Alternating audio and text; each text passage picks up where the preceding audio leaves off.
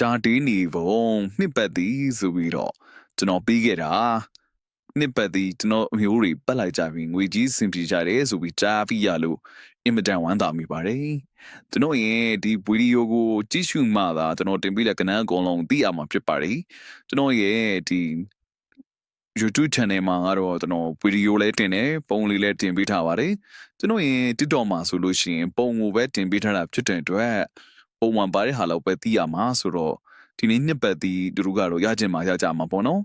အဲ့တော့တကယ်ပဲစိတ်မကောင်းဖြစ်မိပါတယ်ကျွန်တော်ရဲ့ YouTube ကအမျိုးတွေအားလုံးကတော့ငွေတို့ပိုင်နိုင်ကြတယ်ဆိုတာဒီကြားသိရတဲ့အတွက်အင်မတန်ဝမ်းသာမိပါတယ်ဒီ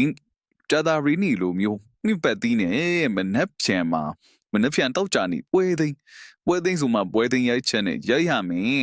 အပိုင်ကိုင်းရမယ်ကနန်းလာတော့နှစ်ပတ်ဒီပဲဖြစ်ပါတယ်ဒီနေ့မှလည်းပဲနှစ်ပတ်ဒီပါပဲတောက်ကြနေကိုနှစ်ပတ်ဒီဖြစ်ပါတယ်တောက်ကြနေကိုအမာကြီးကတော့နှစ်ခွန်လေးဖြစ်ပါတယ်အဲ့တော့ဒီအနေထားမှာ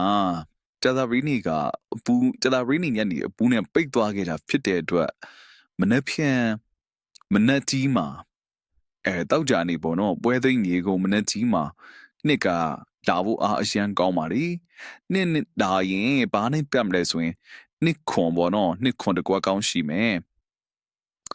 နှစ်ခွန်အဲ့ဒါမို့နှစ်လေးပေါ့နော်နှစ်ထိုးထားကြပါဘာပဲပြောပြောကျွန်တော်အမျိုးကြီးကျွန်တော်ပေးထားခဲ့တဲ့မွေးကနန်း၅ခွက်ကလည်းပဲ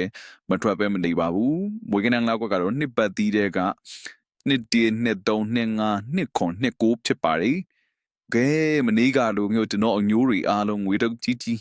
ပိုင်နိုင်ကြပါသည်ဗျာ